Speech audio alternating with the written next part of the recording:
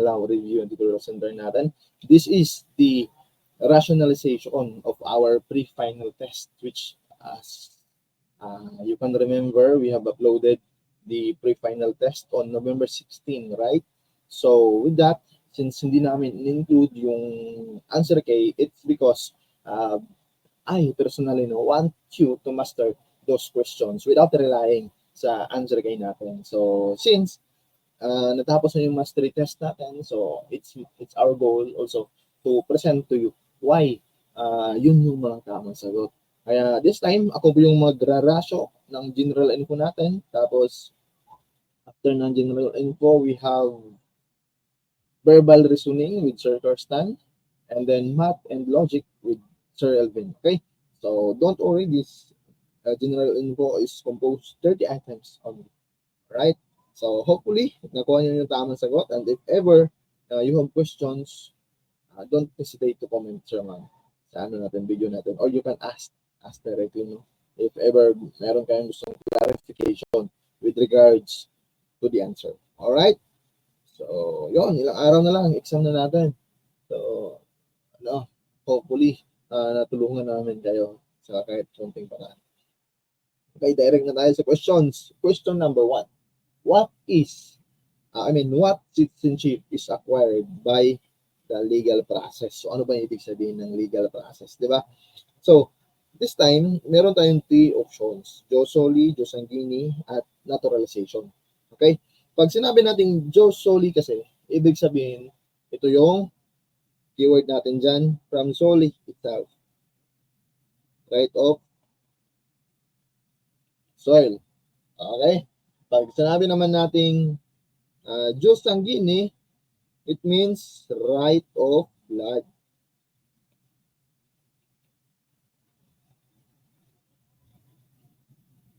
Okay.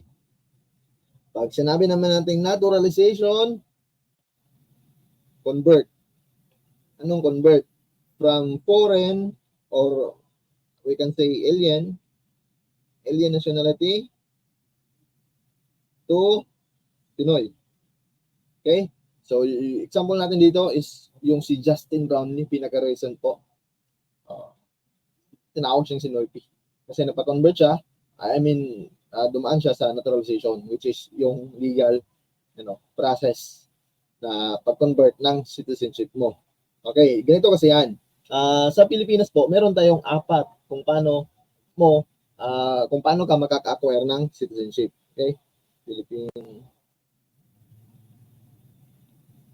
O, ano na lang, ganito na lang.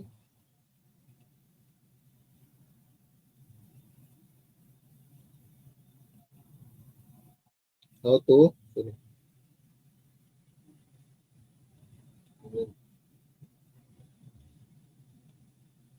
acquire Philippine citizenship. Okay, ganito kasi yan. Unang-una, syempre, by birth. Dito papasok yung jus soli at jus sanguinis. Okay? Pag sinabi natin jus soli, by soil. Pag jus sanguini, by blood. Ano bang soil? Ibig sabihin, kung saan ka pinanganak, yun yung citizenship mo. Halimbawa, pinanganak ka sa Pilipinas, so yan yung citizenship mo, Pinoy ka.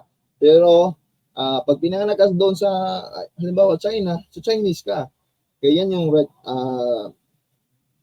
of soil. Pag sinabi naman nating by blood, ibig sabihin kahit Pinoy ka pero doon ka pinanganak sa ibang bansa, example sa China, Pinoy ka pa rin. Bakit? By blood. Pinoy yung magulang mo. Okay, sa Pilipinas, ano ba yung inadapt natin? Ito, according sa latest constitution natin, din 1987, inadapt natin is yung jus sanguinis. Okay, by blood yung inadapt natin sa Pilipinas ngayon. So, it doesn't matter saan ka pinanganak, as long as Pinoy ang isa sa magulang mo, you have Philippine citizens. Okay, kasi sinunod natin yung jus sanguinis, right of blood. Okay. Bukod sa birth, ano pa ba yung ibang paraan para maka-acquire ng citizenship? Next is yung tinatawag natin kanina na yung naturalization. So ito yung legal process, no? Legal process from foreign to Filipino. Yan yung naturalization natin. So also, no, ito yung ginamit minsan, lalong-lalo na sa mga, kung makikita nyo, yung mga players natin, mga NBA players na gustong kumuha ng kontrata sa PBA, gustong maging import. So, or yung gusto talaga maglaro, lalo-lalo na sa Gilas. So, kailangan nila ng naturalization. Law po yan. Law po yan na ibibigay ng ano natin, ng executive department natin. No? Gagawan sila ng Republica. Next is marriage, of course. Marriage of Filipino citizen does not automatically confer Philippine citizenship to a foreign spouse. However, it facilitates a more streamlined naturalization process. Kumbaga, mas maipapadali yung pag-process mo ng citizenship mo. Okay? Next is yung reacquisition. Ano naman yung reacquisition natin? So, ito yung mga Pinoy na nagpalit ng nagpalit ng citizenship nila. Halimbawa, Pinoy sila ngayon. Phil. Tapos pumunta sila sa New Zealand, halimbawa. So, naging New Zealand yung citizen sila. Ngayon, bumalik sila sa Pilipinas. Dapat tawag doon reacquisition. Bakit? I-reacquire nila yung citizenship nila. So, pwede yan. Okay? Mga batas yan. Yan lang po yung apat kung paano tayo maka-acquire ng Philippine citizenship. Okay? First, by birth. Ano yung by birth natin? Josoli. Pag sinabi yung Josoli, by soil. Tandaan nyo yan, ha? May tanong talaga ganito sa exam natin. Okay? Pag sinabi natin soil, pag tinanong doon, ano yung anong citizenship, kung pagbabasihan ay kung saan pinanganak. So, right of soil. Kung saan ka pinanganak, doesn't matter na Chinese yung ama mo, American yung ina mo, pero dito ka pinanganak sa Pilipinas, that's mean Filipino ka. Kasi right of soil yung sinunod ng bansa natin.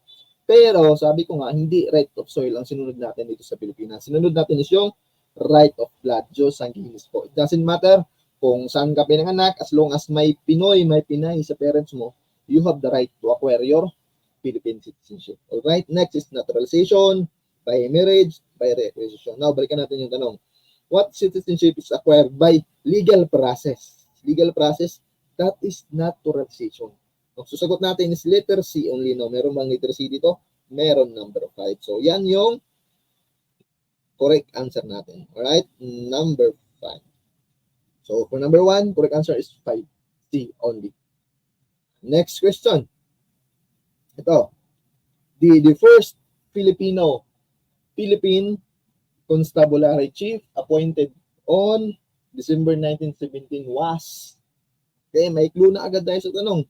First Filipino. Ano yung observe natin dito? Sino yung hindi Filipino dito? Una, si Henry Allen. So, hindi si Filipino, si Henry Allen. So, remove na natin yan. Now, we left with 4 choices. Okay? Ang sagot natin dito, since 1917, hindi pa itong panahon ng mga Hapon, ng mga Espanyol, so walang-wala si Emilio Ginalitan. So, tamang sagot natin, sir, ma'am, is si Rafael Crame. Siya po yung first Philippine Constabulary Chief. Okay, balikan natin yung mga pangalan na maaring lalabas at itatanong sa exams. First, we have Rafael Crame, of course. Rafael Crame, first Filipino Chief of PC. Next, Henry Allen or Henry T. Allen. Ano naman siya? First PC Chief or father of PC. Okay, ano ba yung PC? Hindi yan yung computeran natin. Pag PC po, ito yung Philippine Constabulary, sir, ma'am. Okay, bakit ganito nangyari? Henry Allen, first PC Chief, at hindi si Rafael Crame. Ganito kasi yan. During the American occupation dito sa bansa natin, nagtayo sila ng isang police force kung saan it composed of mostly American. Okay, American generals, pati yung mga ano nila, mga sundalo or kapulisan na naandun. Ngayon, nangyari kasi dumating yung World War, kaya kung saan kinuha ni US yung mga magagaling at magigiting nilang mga general, okay, para ilaban, no, doon sa ibang country naman. Kaya nangyari, napilitan sila na kumuha ng mga Pinoy na mamuno ng Philippine Constabulary natin. So that's why Rafael Crame was then appointed as the first Filipino chief. Ito yung pag-alis na ng mga US for the first time dito sa Philippines, doon sa papuntang ibang bansa. I think if hindi ako nagkakamali, ito yung sa Pearl Harbor po. Okay? Sino pa bukod dyan kay Rafael Crame at Henry Allen? We can also include that might appear on the exam, si Cesar B. Nazareno. Sino ba si Cesar B. Nazareno? Sa yung first PNP chief natin and last Philippine Constabulary chief. Okay? So siya yung nakasaksi sa transition, yung sa RA 6975. Okay, tandaan natin, di ba, during sa time ni Marcos, nagkaroon tayo ng people power, okay, kung saan nagkaroon tayo ng constitution freedom para yung transition ba from the martial law constitution, naging gumawa ng temporary lang na freedom constitution, at doon pagkatapos doon gumawa tayo ng 1987 constitution kung saan napatupad din yung RA 6975 na nawala or winala yung Philippine Constabulary Chief. Tapos pagdating ng RA 6975, dito na-separate na. Kasi dati, di ba, PCINP, kung saan lahat ng sundalo, police, bombero, jail, nandyan lang lahat. Pero pagdating ni RA 6975, nagkaroon tayo ng Tri-Bureau. Ano ba yon? BJNP, PFP, tapos PNP. Okay, ano ba si RA 6975? Yan yung DILG Act of 1990. Ginawa yung Tri-Bureau natin dyan. Tumiwalag tayo sa Army. Alright? So, si Cesar Nazareno, siya yung kauna ng PNP chief as well as last Philippine Constabulary chief. Okay? So, next question. Who is the new chief? Ito, current events to. Who is the new chief of the Philippine National Police? Current event. Lalabas to talaga. New chief natin, si Romil Francisco Marbil. Ngayon, ano ba yung spelling ni Francisco Marbil? Ito po, number 4. Yan po yung tamang sagot natin siya. Romil Francisco Marbil. Take note of the spelling. Okay?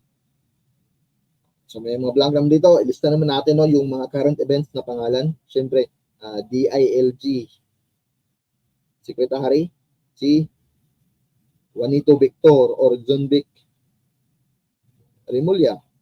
Tapos, PNP Chief,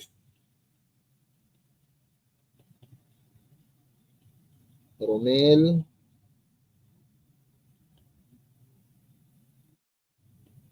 Francisco Marbil. Ang Senate President,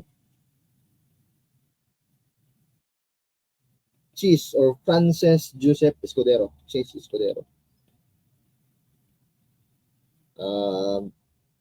Speaker of the House or House Speaker. Papalit pa.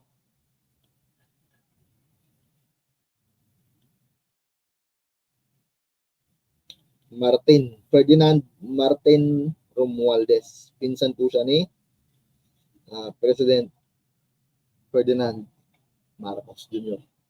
Right? Sino pa ba yung binitanong nito? Siyempre, President natin. Sino pa? Si Ferdinand Marcos Jr. Okay, ano pa ba pangalan? Ito, si Fidel B. Ramos. Kasi tanongin, sino ba si Fidel B. Ramos? Siyempre, alam naman natin si Fidel B. Ramos ay naging presidente ng Pilipinas. Okay, bukod doon, ano pa? Kilala si Fidel Ramos po bilang Philippines 2000. Kung saan yung economy ng 2000 ay ng Philippines, saan yung target niya. Bukod dyan, ano pa si Marcos? Naging President of the Philippines. President became a president of the Philippines. And first PC, Philippine Constabulary Chief, na naging president. Alright, so yan po si Marcos. One time kasi natanong to sa exam natin. Pagkasakaling, tanongin lang ulit. Alright? Alright. So, next question na. Okay, ano yung sagot natin for number 3? That is 4. Number 3 is 4. Next question. Ito. Question number 4. Which of the following symbols found in the PNP badge symbolizes swiftness and ferocity? Oh, may clue na agad tayo. Swiftness and ferocity. Automatic sagot natin dyan. If nag-review kayo, syempre, alam na alam nyo. Ang tamang sagot natin dyan is the Philippine Eagle. Yan po yung tamang sagot natin. Kung nag-review kayo. And sana nga nag-review kayo. Di ba? Na-assign ko kay Ma'am Grace. Hopefully, no? Marami kayong natutunan doon. Napakagandang magturo or napakagaling magturo ni Ma'am Grace. Siyempre, magtatap ba yan kung hindi magaling magturo? No? Or hindi magaling magkabisa. Okay, ito yung PNP badge natin. Dalawa kasi yan eh. Meron tayong PNP badge at meron din tayong PNP seal, which is may variety yung meaning ng ano nila, symbol nila. Okay, don't worry. Ibigay natin yung ilan dyan. Saan yung Philippine Eagle dito? According sa ano natin? Ito po, sa ibabaw mismo. Okay? Yan yung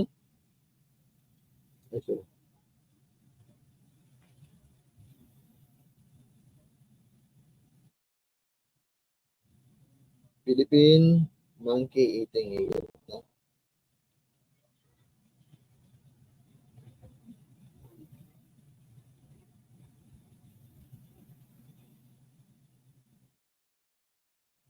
Ano siya? Swiftness and ferocity. By keyword lang tayo.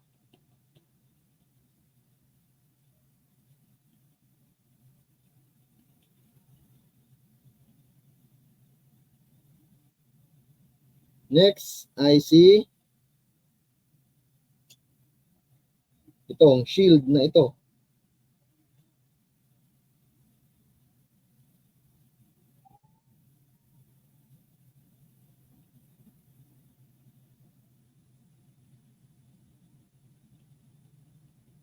Ano bang sinisimbolize ni PNP shield natin? Symbol of protection. Of course. Shield yan eh. Next, ano pa ba? Itong 3 stars natin. Okay? 3 stars.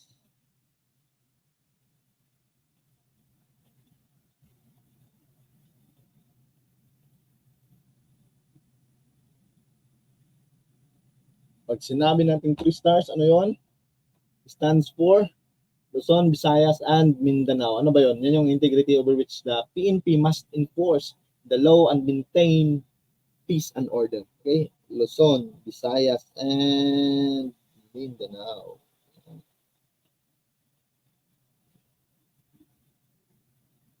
Pansin ko parang delay yata yung screen natin. So, ayusin ko lang muna saglit.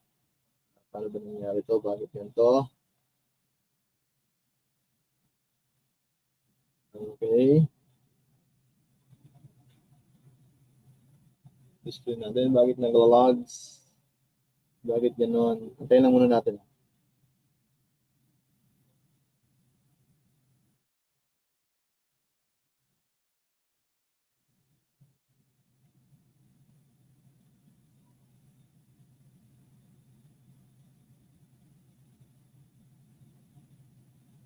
Balit lang kasi yung screen natin kasi nakaano tayo.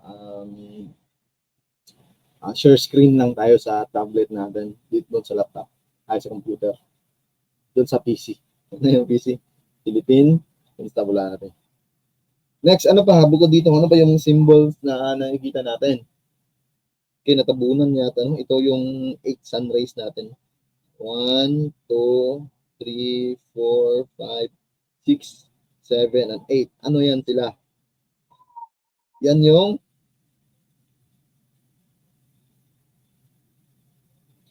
number na lang. 8 sun rays. Kung saan, ano sinisimbol ni 8 sun rays? Represent yung 8 provinces.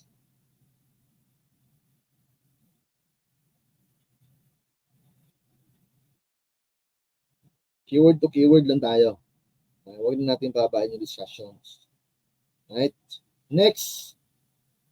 Ano pa ba? Bukod dyan.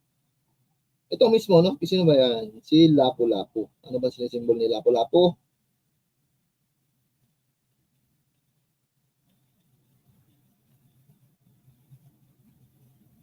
Ano ba si Lapu-Lapu? Siyempre, bravery.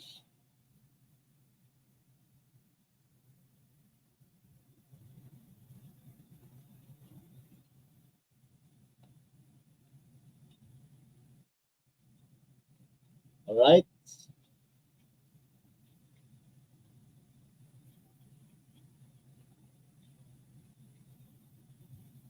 Okay.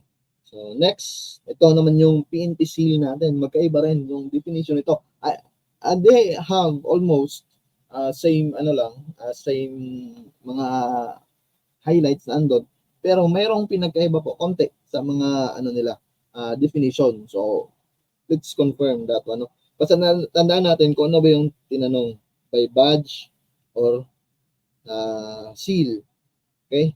Pero anyway, magkaiba yung definition nila pero same pa rin naman yung tinatanong. So you can compare that one. Anyway, I'll give you this slides naman para masagutan lang ninyo or ma-compare ninyo. Okay? So first, ano ba nakikita natin dito? Siyempre, meron tayong nakikita na si Lapu-Lapu. Andyan sa gitna. Di ba? Sino yan? Ay, sorry.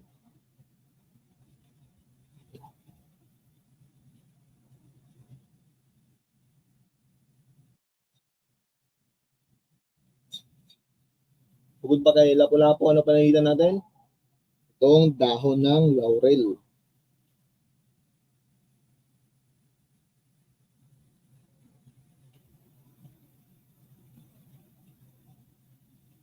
Laurel leaves. Ano pa dyan? Itong service, honor, and justice. Keyword na natin na. Service, honor, and justice. Bukod dyan, ano pa? Itong buo. Shield. Yung shield batso. Lapu-Lapu, laurel, service, honor, justice, shield, batso. Of course, di na mawala yung 3 stars.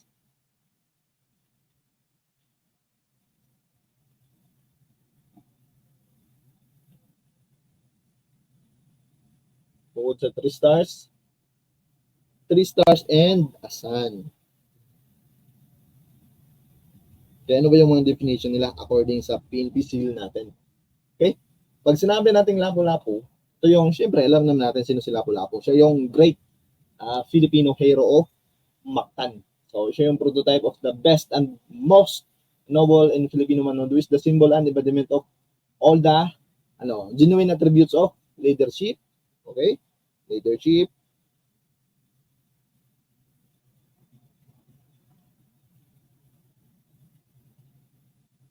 Leadership, ano pa? Courage. Nationalism.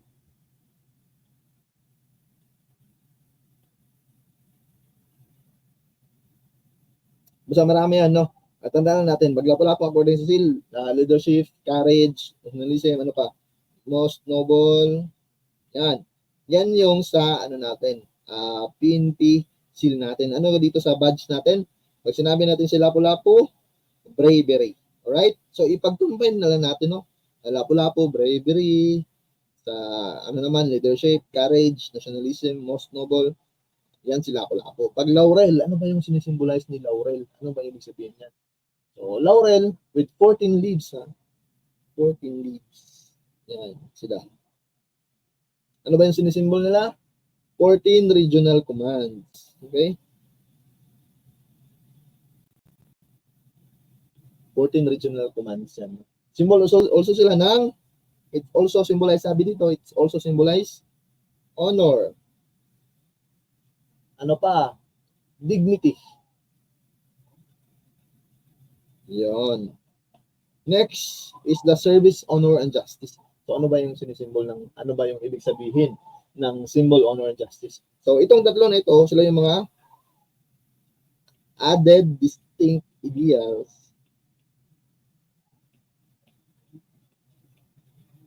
added distinct ideals para sa mga officers, officials ng PNP. Ano ba yung ni-ensure nila? They ensure efficiency, integrity, cohesiveness, camaraderie, ganon. Yun yung kabuuan nila. Okay? Pag sinabi natin service kasi, service, it means, vibrant.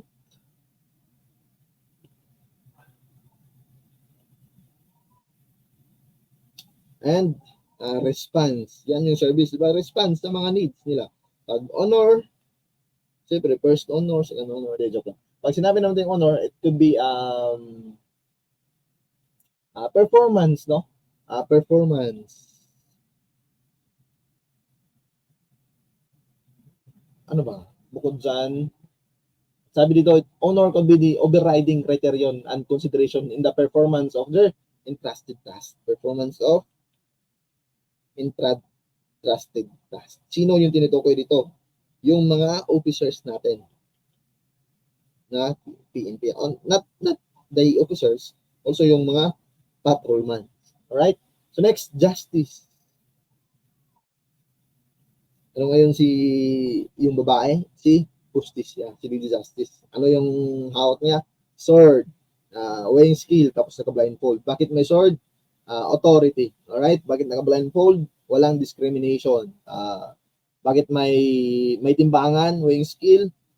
Because hindi lang tinitimbang nila yung facts, and evidence based sa truth.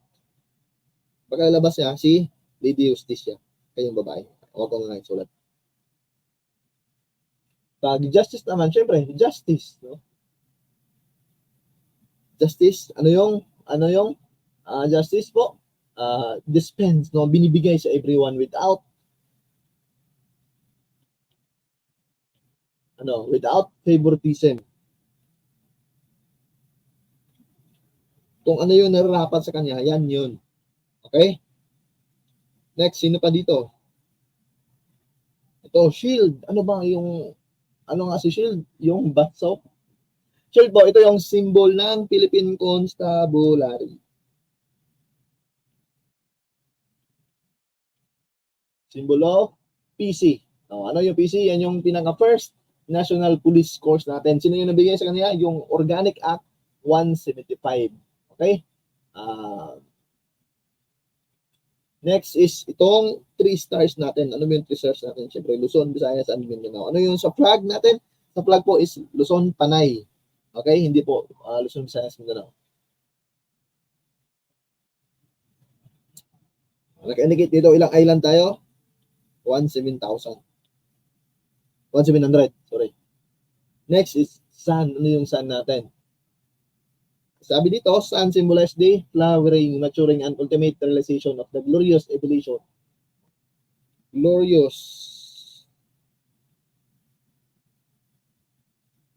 evolution of the PNP, no?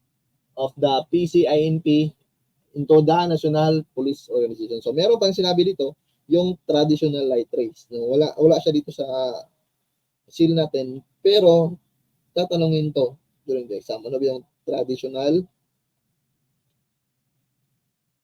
light rays? So, tandaan nyo na lang. Pag sinabi natin traditional light rays po, ito yung represent the, pag mabasa nyo, fighting gest, provinces. Traditional light rays yan. Okay? Tandaan natin na. Pag sun, glorious evolution. Pag traditional light rays, fighting gest, provinces. Okay? Okay. So, yan yung PNP badge and seal natin. Okay. And don't worry, I'll give you the slides. Number 5, pursuant to RA. So, ano yung sagot natin? For number 4 po, 3, Philippine AL. No? For number 5, pursuant to RA 6975. The Philippine National Police is under which of the following departments? O, na-discuss natin to kanina, di ba? Yung sa RA 6975, saan ba yun? O, ito. Di ba? Balikan natin. RA 6975, of course, the DILG Act. Ano ba yung DILG natin? Tandaan nyo ano yung tamang definition or abbreviation kasi ng DILG. So, Department of Interior and Local Government, DILG. Okay, so ganito kasi yan. By date lang tayo, no? History, counting history ng PNP natin, of course, from 1901 kasi, Sermon, yan yung Philippine Constabulary. Okay, kung saan EFP lang. Yan yung Insular Police Force natin. Tapos, pagdating ni 1975, naging PCINP na. Okay? Pinag-isa na, dinagdagan. Kumbaga, nandun na yung jail, bureau, yung fire. Nandun na sila.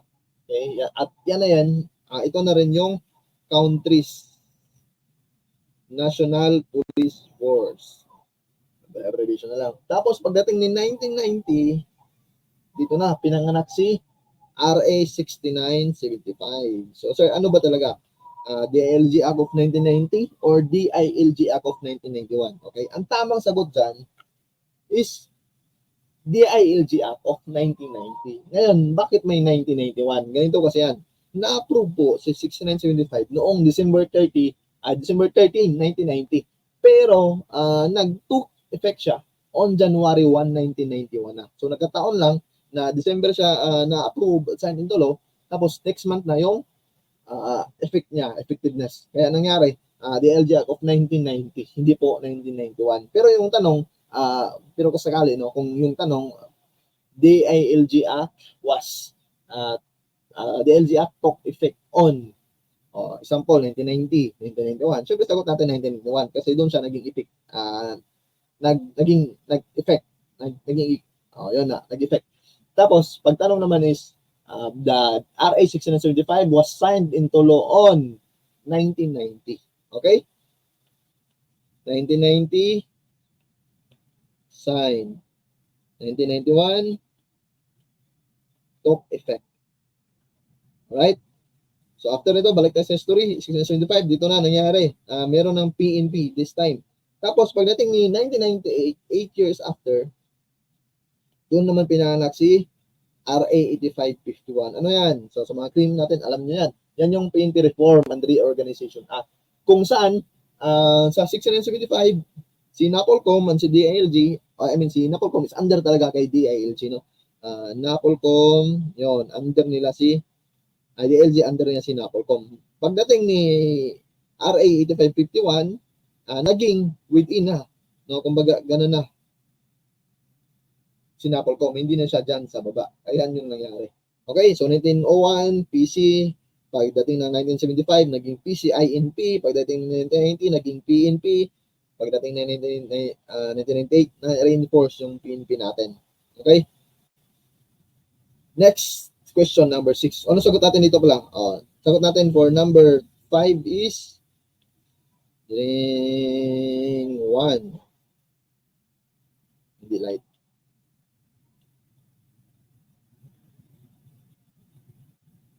Number 5, who is the current Senate President of the Philippines? Discuss natin ito kanina, di ba? Sino yung current President, Senate President natin? Si Cheese Escudero, hindi. Ito po, si Francis Joseph Escudero. Okay, again, please bear in mind sa spelling natin. Okay? Number 6 is si Francis Joseph Escudero. Okay, since we're talking, no, the legislative branch natin. Ano yung legislative natin? Yan yung Congress, kung saan it composed of Senate and the representatives. Alright? So, discuss natin yan ngayon. That three branches or three independent branches of the Philippine government. Siyempre, alam nyo yan, no? First is meron tayong legislative. Second,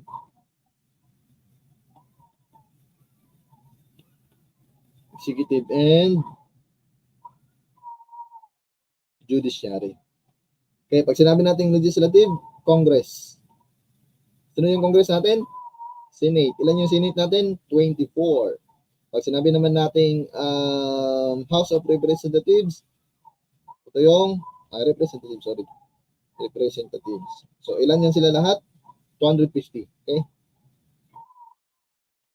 Ano yung tawag sa Senate again? Siya yung upper house. Pag ano natin, representative lower house. Sino yung Senate President natin? Chis Escudero. Sino yung House Speaker natin? Romualdez. Pag sinabi naman natin executive, President. And yung cabinet niya. Pag sinabi naman natin judiciary, Supreme Court. O, yung mga korte natin. Okay? So, yan yung three branches of the government natin, which is equal sila. Wala pong under sa kanila. Alright? Alright. Next question. Number 8 na tayo. Number 7. Ay. Number 7 pala. Number 7. Ay, nag-lag yung muna natin. Wait lang. Check natin. Bakit nag-lag?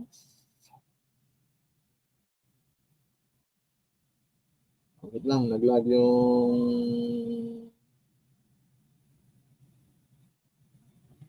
Okay, check muna natin. Ayun. Ganyan nyo na.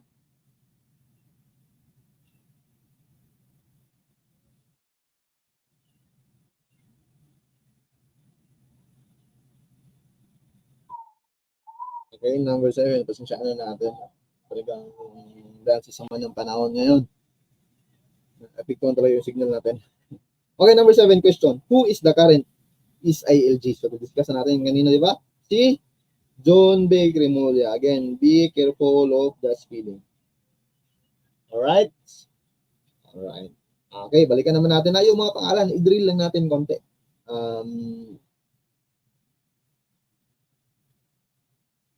John B. Cremulya. Sino siya? SILG natin, no? Secretary of the Interior and Local Government. Romil Marbil, PNP Chief. Escudero,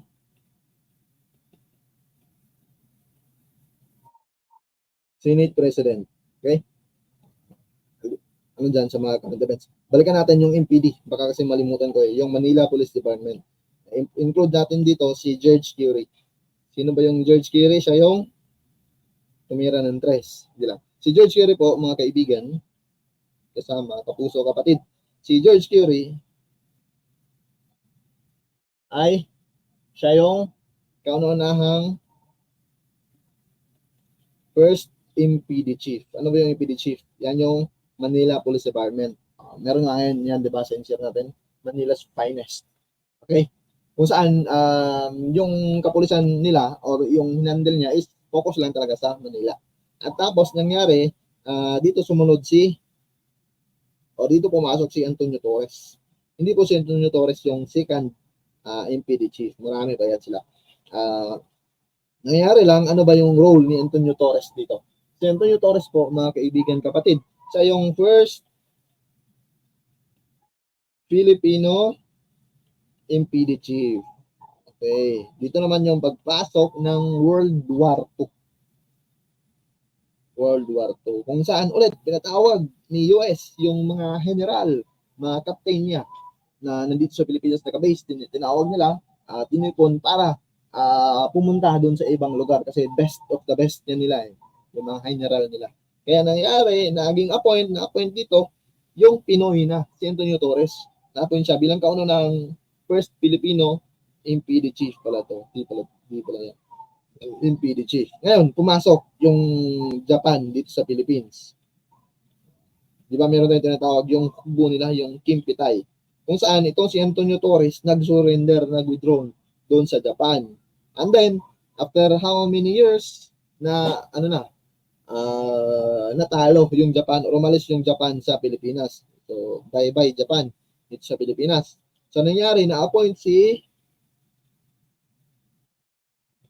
Lamberto Habalera. Sino ba si Lamberto Habalera? Siya rin yung first Filipino MPD chief, but after World War II. Yun, paglabas ng Japan, in-appoint ulit ng US, si Lamberto Habalera na bilang first Filipino chief of the MPD after ng World War II. Tandaan natin yung difference nila. Si Antonio Torres, first Filipino MPD chief lang talaga. Pero si Lamberto Habalera, first Filipino MPD chief din, but after the World War II. Ano nangyari kay Antonio Torres? Nag-submit siya sa Japan, yung Kimpitay. Yan. Next question, number 8. Ito, kabisado nyo na to.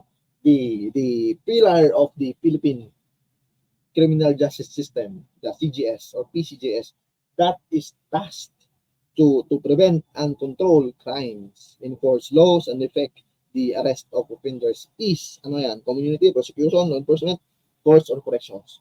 Of course, alam na natin to. Tasked to prevent and control, di ba? Diyan pa lang, prevent and control crimes. Of course, correct answer natin dyan is law enforcement. And balikan natin just konting refresher lang. Community po, ano yung term natin dyan? Reintegration. Tinanong niya minsan, reintegration bakit? Galing siya sa corrections, so ni-reintegrate siya into the community. Okay?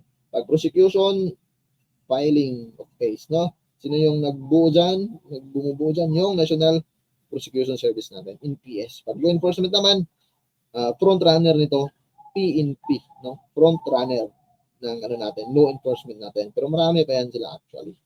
PNP lang yung nagdala. Pag sinabi natin courts, ito yung center of PCGS. Tandaan nyo yung mga keyword natin na center of the PCGS. Ito yung judge, no? Dito, kung pasok si judge. Pag corrections naman, weakest pillar. Ulitin ko, bakit naging weakest pillar yung corrections natin? It's because marami nagsasabi na pag yung criminal na integrate na natin dito sa community, gumagawa pa rin ng krimen.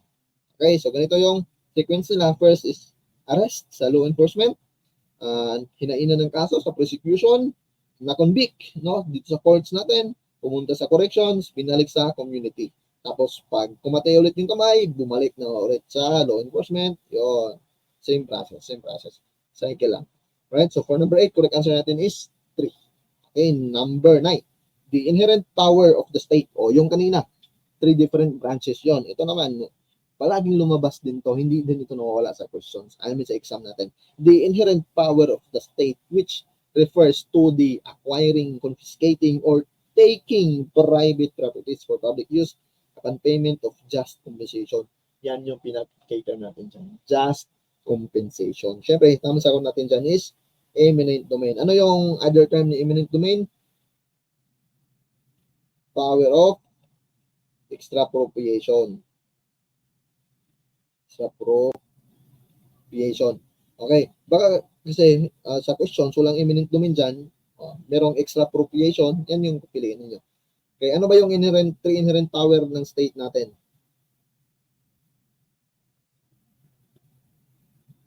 Inherent power of state. Of course, meron tayo dyang power of taxation. Ano pa yan? Police power.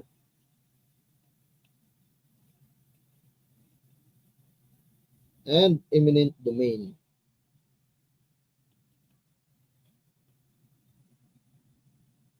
Keyword to keyword lang. Eminent domain, just compensation.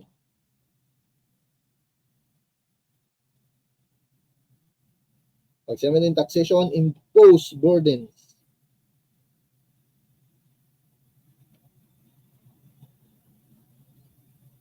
Pag sinabi ng police power,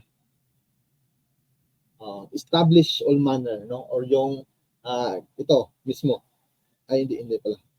Meron yan dito sa next question natin. Pag sinabi ng police power po, good and welfare of the state.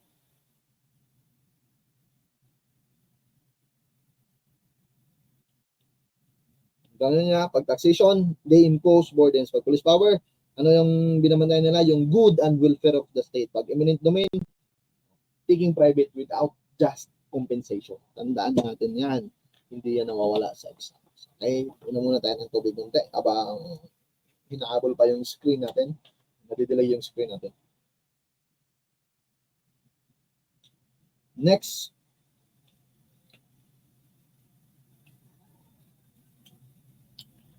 Ito, number 10.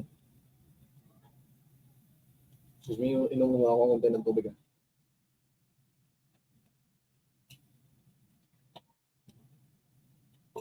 Okay.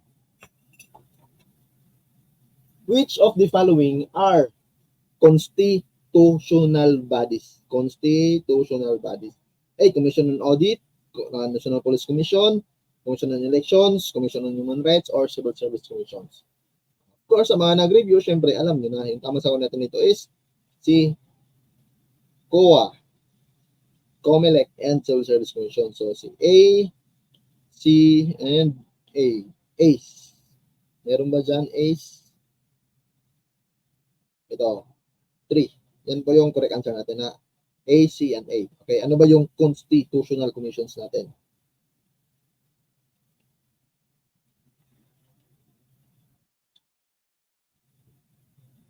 Constitutional commissions. Ito, sir ma'am, ay nakikita natin. Ito ay nakikita po natin sa Article 9. Article 9 ng Philippine Constitution natin. Okay, kung saan doon in-establish nila establishes 3 independent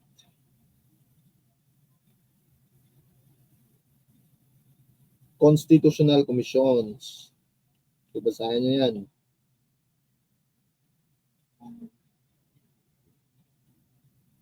Ano-ano ba yung 3 independent constitutional commissions natin na andon?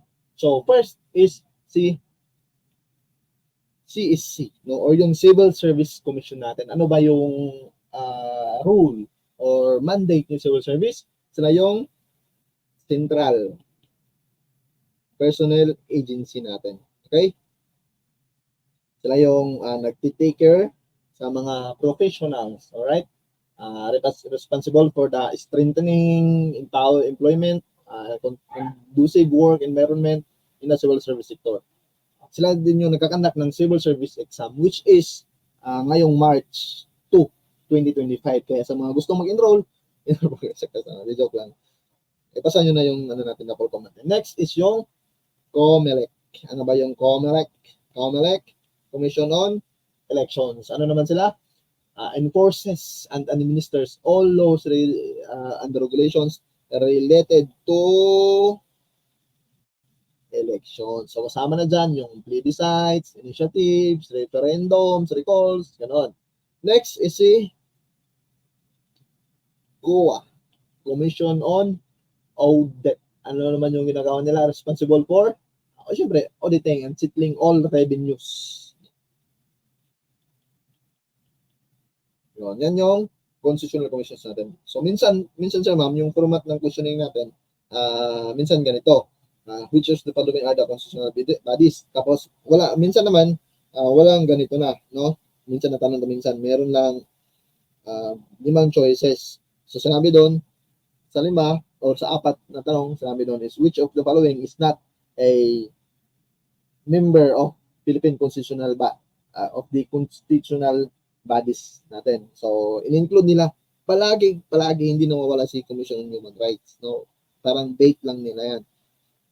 Okay, so yan yung piliin nyo. Yan yung i-remove nyo. Kung halimbawa ang tanong, which of the following was not belong to the constitutional bodies. Okay, minsan kasi ang choices doon is CEC, number 2 is COA, number 3 is CHR, Commission on Human Rights, number 4 is COMELEC.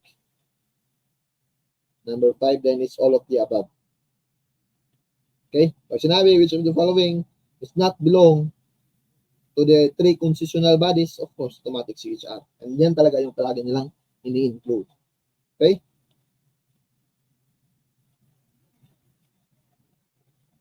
Next question. Question number 11. In the Philippines, which has the sole power to declare, ito, interested to, declare the existence of a state of war. O, sagot natin dito is Congress yung tamang sagot. So, ganito kasi yan. Halimbawa, mayroong war na mangyayari. So, ganito yung parang magiging procedure ng war natin. The Congress, sila declare the war. So, Congress holds the sole power nga, sabi dito, to declare the existence of a state of war. Mangyari, both houses po ng Congress natin, the Senate and the representatives, mag-convene sila and they vote at least 2/3, no, majority is required from these houses para mag-approve ng declaration ng war. So after ng Congress natin, direct sila sa President ng Philippines. So ano ba yung role? The President is the Commander-in-Chief. Okay? The President directs military operations and overall defense strategy during the war.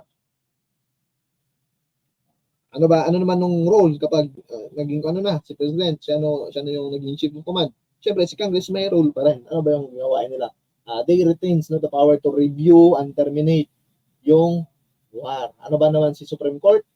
Si Supreme Court naman, dito papasok yung legislative natin. Supreme Court review any presidential actions or declarations related to the war or the martial law or can rule on their constitutionality. Okay? So, may role pa rin yung three branches ng government natin. So, ano yung unang role? Kapag during war, si Congress po, they vote, no, 2/3 para makadeclare ng war. Tapos, once ma-approve ng Congress natin, pupunta sa President yung Chief of Command. Siya yung mag-mandate ano yung mga gawin. And dito, pag meron ng war, si Supreme Court and si Senate and then si Congress, tinitignan nila kung ano ba yung ginagawa ng President. Tama pa ba? Or ganon. Alright? Alright. So, since we're talking about the soul, ito marami tatlo ito sila. Yung mga soul judge, ganon. So, pag-usapan natin yung impeachment. Ito yung trending to ngayon, di ba? Yung kay BP Sara, which there are some trying to impeach, no, the Vice President. Pwede ba yun? Of course, possible. Wait lang. Ano ba yung impeachment? So, ito yung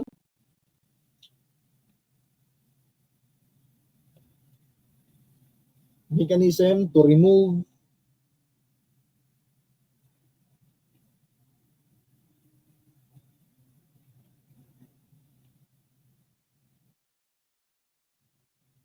high-ranking officials. So, sino ba yung pwede niya ma-remove dyan? The President, Vice President, members of the Supreme Court, members of the Constitutional Commission. Sino nga yung Constitutional Commissions natin, Sir Ma'am? We have 3, di ba? Sino yung 3 na yun?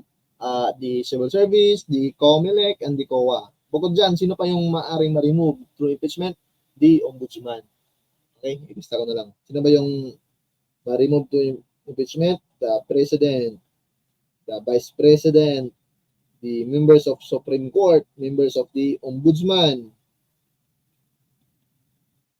and the Constitutional Commissions. Okay, sila yung pwedeng ma-remove through impeachment natin. So ano ba yung ground nila bakit gusto nilang or bakit sinasabi nila na pwedeng ma-impeach si Vice President natin? So ito kasi yung mga grounds na maaari, no, ma-impeach. First is violation or culpable violation of Constitution natin. Next is ano pa? Treason,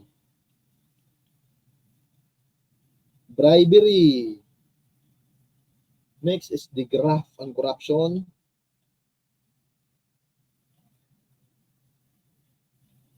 Next is betrayal of private trust. Okay, so saan ba dito papasok daw si BP? Dito sa graft and corruption, tapos yung betrayal ng public trust. Okay, which is alam naman natin, di ba, during hearings, at yung tinidiras kanya, yung about sa confidential funds, which is confidential talaga kung paano nangyari yon. Okay, tapos betrayal of the public trust, since hindi niya nga nilalantad ano yung nangyari sa pondo na binigay sa kanya. Alright?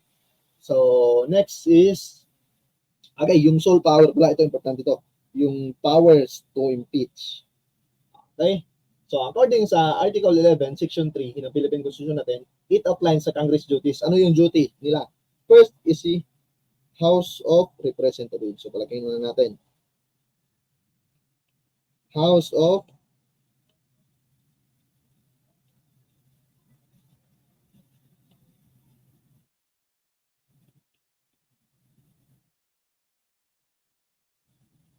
Duties of Congress. Saan yan? Sa Article 11. May Article 11, it states na yung House of Representatives natin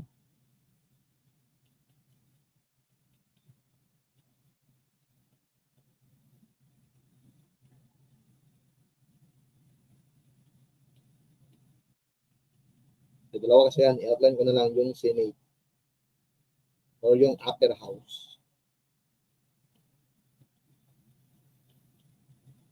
Okay, ano ba yung role ni House of Representatives? Sila yung sole power to initiate impeachment. Okay? Initiate and approve impeachment. So ano yung gagawin nila? Requires a majority vote. Which is alam naman natin, di ba, sa current scenario ng ano natin, ng Congress natin or ng House of Representatives natin, if you are listening to the hearings, which is nakakaabang-abang din, yung halimbawa na lang, di ba, marami yan eh. For example, yung sa Quadcom, yung nag-hearing sa budget ni BP. So, it is possible, very possible po that the BP may be run into proceedings sa impeachment. Bakit? Kasi si House of Representatives, sila mismo yung mag-i-initiate kung sino yung tao, o yung tao, ay i-impeach nila. Okay? So, pwede siya. Pero pagdating ito sa Senate, ano naman yung role ng Senate natin? So, yung role ng Senate natin, sila naman yung sole power to what? Try and decide. So, sila yung magdi-decide, no? Try to decide impeachment cases. Okay. So, ano naman yung kailangan dito? 2/3 rin ng major vote dapat mag-approve. So, sino yung magiging judge? Senate as judge. Okay? Ngayon, halimbawa, na-initiate ni House of Representatives, si BP natin, na into impeachment. Ngayon, after dito, matuturn over si BP dito sa Senate. Which is, alam naman natin, na pag-usapan sa Senado, marami din yung kaalyado ni Vice President na andun. Diba? Nandun sila Bato, Bungo, Robin Padilla, sino pa, sila Pimentel, ganun. So marami yan sila. Ngayon, bakit nangyari? Bakit hindi natuloy yung sinasabi nila na impeach nila si BP Duterte? Because the elections is coming. Ngayon, mostly sa kaalyado niya ay magpapare-elect, di ba? Sila Bato, sila Bongo. So magpapare-elect yan sila. Ngayon, if ever hindi manalo yung kaalyado nila, so they can now initiate and decide sa impeachment niya since yung majority ng 24 senators is kulang na yung sa kaalyado nila BP Sara. Pero who will know what will happen, no, in the next chapter ng ano natin, Philippine political controversy natin. Serye-serye. Ano bang natin kung ano yung mangyayari, di ba? So, it's very possible to impeach the Vice President Duterte. Alright? Sino ba yung mga na-impeach na? Na-impeach na? Baka kasi, sakaling tanongin. impeach. Sino yung na-impeach na? Diba, nandun si Joseph Estrada. Sino pa? Si Renato Corona.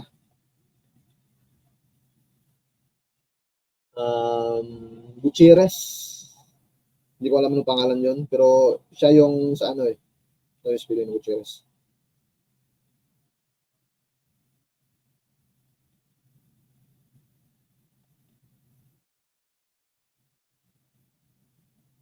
Tapos si Arroyo. Sila yung na-try na ano, Rose Pinita si Arroyo. Double R pala, sir. Sila yung na-try na ma-impeach. Ano yung nangyari kay Joseph Estrada? So, na-distract kasi yun. Bakit? Kasi nag-resign siya mismo. Although, yung impeachment is nahain na patungkol kay Estrada. Pero nangyari is, bumaba siya sa pwesto. Di ba? Yung EDSA 2. Okay? Kaya hindi siya totally na-impeach talaga. Next is si Renato Corona. Yung si Renato Corona, convicted yun talaga. First, convicted in the Senate trial. And na-remove noong 2012 ata yun. Ano yung ground sa kanya? Yung disclosure daw ng SALN. So ano ba yung ground kay Estrada? Yung corruption, graft, corruption, ganun. Habang dito kay Renato Corona, SALN. Yung kay Gutierrez, ombudsman ito si Gutierrez. Hindi ko alam ano yung reason, pero hindi siya totally na-impeach. Bakit? Nag-resign kasi ito. Nag-resign yan siya. Tapos si Arroyo naman, yung sa kanya, ground sa kanya dati is yung electoral fraud, yung corruption, di ba? Di ba nangyari yung sa panahon ni Arroyo? Nag-brand out. Yun ba yun? Or kay, sorry. Hindi kay Arroyo. Parang kay Ramos yata yun na nag-brand out. Kung saan lamang na yung kalaban ni Ramos. Si Defensor Santiago, if I'm not mistaken, during the time, lamang na lamang si Santiago. Nangyari, nag-nationwide brand out. Tapos pagbalik ng ilaw, lumamang na si Ramos. So yung grounds natin kay former President Arroyo is yung electoral fraud, yung corruption. Okay? Ang nangyari, na-dismiss siya sa House. No, hindi siya na sa House of Representatives pa lang. Hindi siya natuloy, no. Pero yan yung mga impeachment trials na supposedly or supposed to be happen, no? Pero hindi lang talaga natuloy. Kaya si Renato Corona siya yung kaunahang na-impeach in the Philippine history. Right? So next, ito yung ground ni Corona. It is the disclosure of financial connections or business interest and identification of relatives within the fourth degree of consanguinity or affinity. Yan to. Sa mga titik ng civil service, lalabas din to. It is the SALN. Yan po yung sagot natin for number 12. Okay. Usapang SALN. Wait lang. Tubig ulit tayo.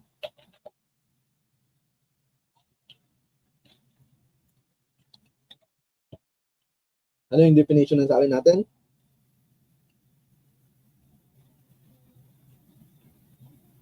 I-zoom ko na lang ba para ma-minimize ko yung maximize ko yung space.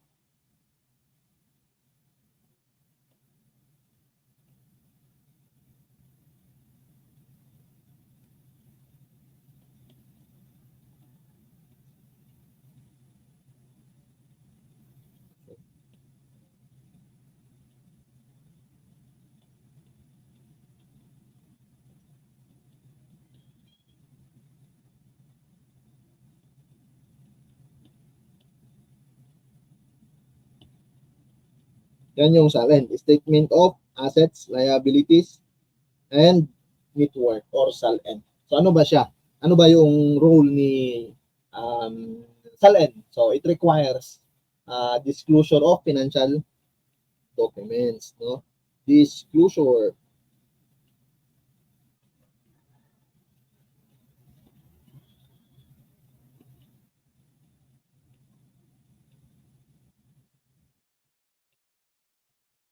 Financial documents. Financial connections or business interest. Okay? Required to the government officials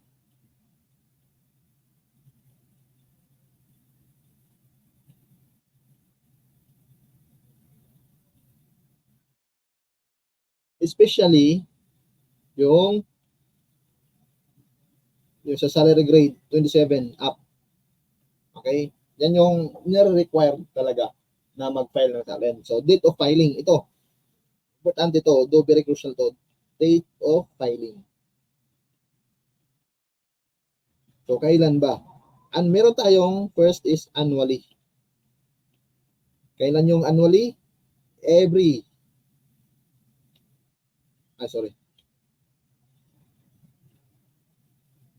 On or before April 30 each year, dapat makapag-file na sila ng SALN. Next, sa mga newly appointed within 30 days, no? Sa assumption of office. Yan. Pag, halimbawa, nag-resign ka na, dapat, after, no? Dapat hindi lalagpas din. Within 30 days din, no? Upon resigning sa office, dapat makapag-file ka na din ng SALN. Okay? So, yan yung date of filing ng SALN natin. So, next questions. Sagot na ba? So, next question. The inherent power of the state. Ito, na-discuss natin ito kanina, di ba? To regulate and restrain. Oh, ito pala yung correct term. Restrain the use of liberty and property for public welfare. Di ba yung welfare? Yung kanina. Ang sagot natin dito is police power. Okay, keyword. Taxation, impose burdens. Eminent domain, just compensation. Pag police power, ito, restrain. Ano ba yung, ano natin kanina? Welfare. Pag merong welfare, yan. Police power yan. Alright? So next question, number 14. Under the Constitution, ito, current events to. For the members of the Congress and local positions, 60 barangay officials occur every, yan daw, ito yung tama sa natin. Every second Monday of May, every third year. Diyan mag-occur yung election ng members of the Congress and local positions. Sino ba yung local positions natin? Governor, board members, mayor, ano pa? Sangguniang bayan. Yan, except yung barangay officials natin. Okay?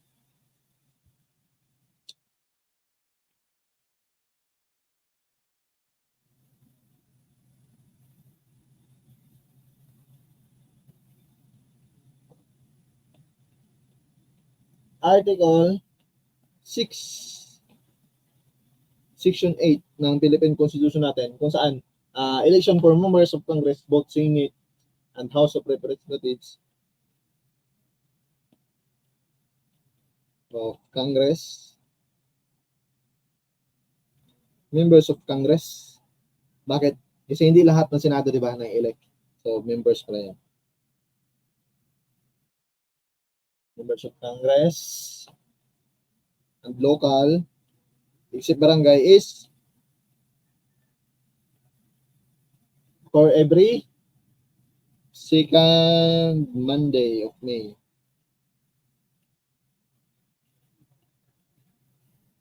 Every 3 years yan, di ba?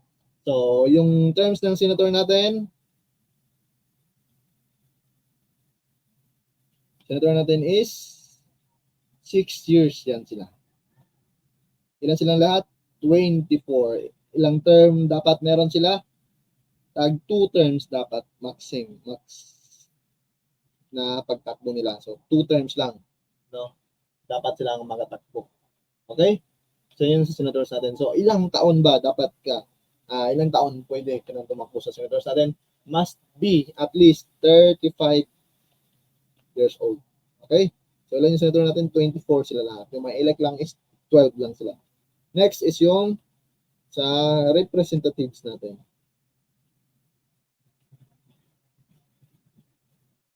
Na yung term nila dapat 3 years lang. Ilang terms sila pwedeng tumakbo? Maximum of 3 terms. Must be at least 25 years old. Pwede ka na tumakbo. Congressman para sa party list natin. Okay? Ito, usapang edad. Pag president, ilang taon ka dapat pag president ka? Pwede ka nang tumakbo. Di ba yung president natin is single term lang. Single term. Na 6 years. Cannot be re-elected. Di ba nangyari dong kay kay President Duterte yung last election kung saan tumakbo siyang vice president tapos si Bongo yung president. They were mocking political enemies nila.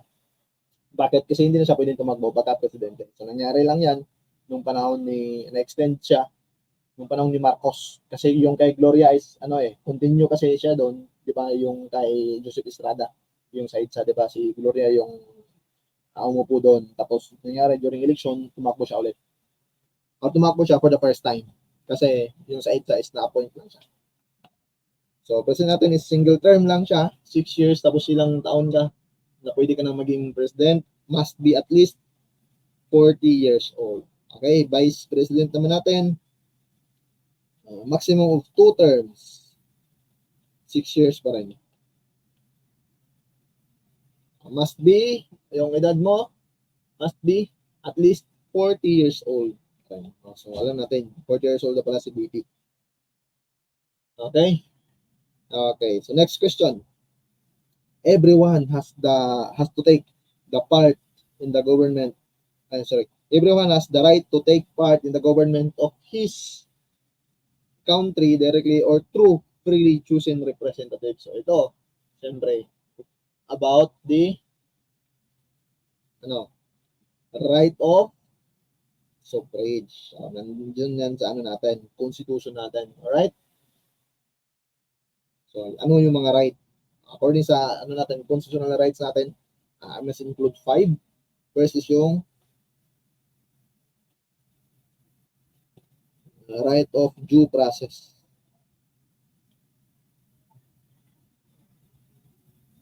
Ano pa? Right of freedom to speech.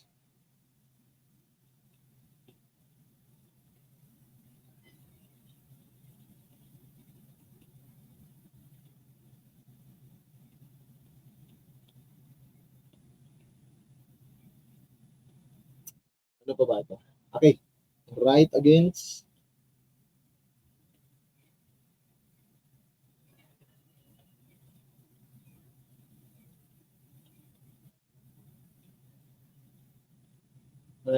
double jeopardy. Ano bang right? Dalawa na lang. Right to or right against self-incrimination. Anong right pa ba?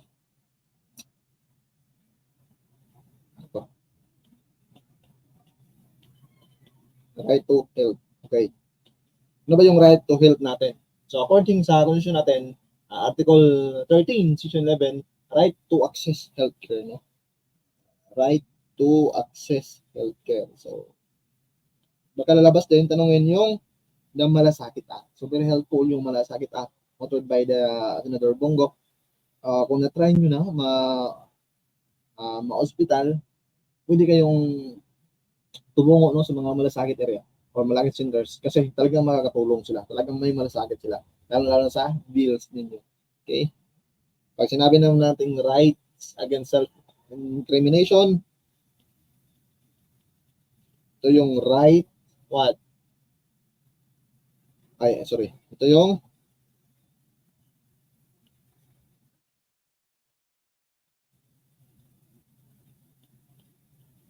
protection from forced confusion, no?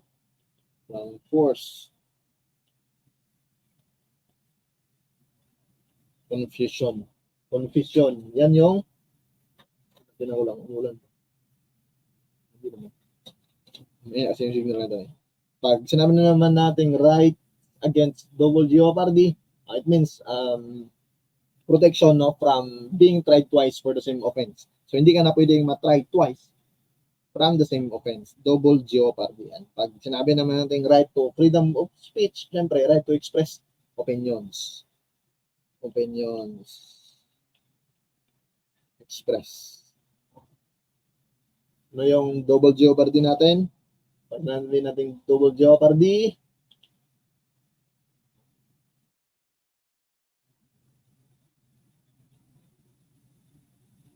from being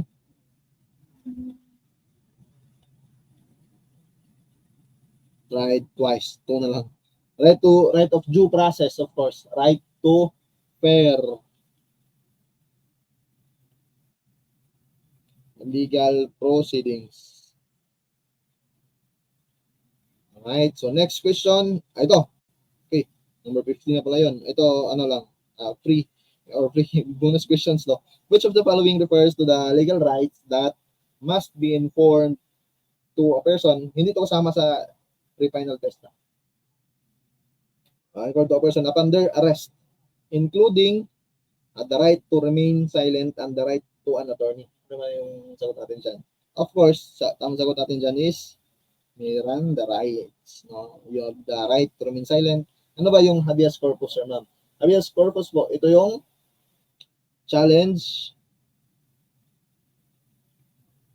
unlawful detention or unlawful detention lang.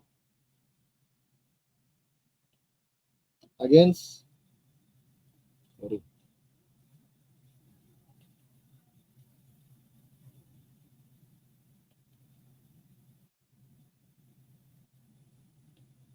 unlawful detention. That means you shall have the body. Okay? Habeas corpus, you shall have the body. It means you have you have the right to challenge yung mga unlawful detention. Bakit? Kasi katawan mo yan. Alright? Next is habeas data. Ito yung right to privacy. Miranda rights, syempre yan, remain silent. Right to presume innocent. Legal principle, no, that a person is innocent until proven guilty. Yan. Pag right to due process, yung sinabi natin kanina, right to a fair trial and legal proceedings. Okay? So, number 16 to 20 or 16 to 30, ito yung mga social awareness.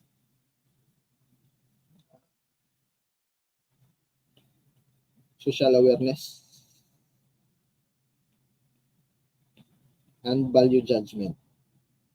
Kung saan dito sinusukat yung quick thinking skills mo at yung decision making. Okay? Ito yung mga situational questions.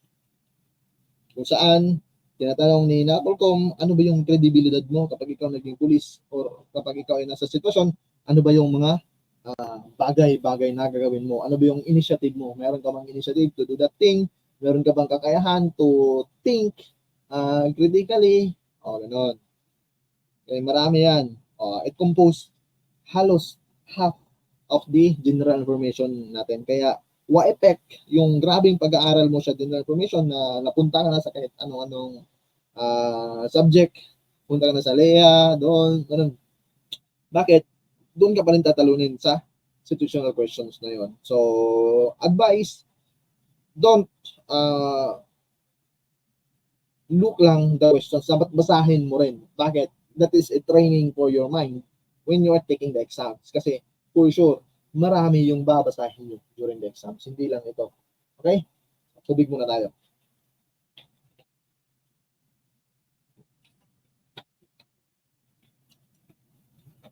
Bubuksan natin yung tubig natin.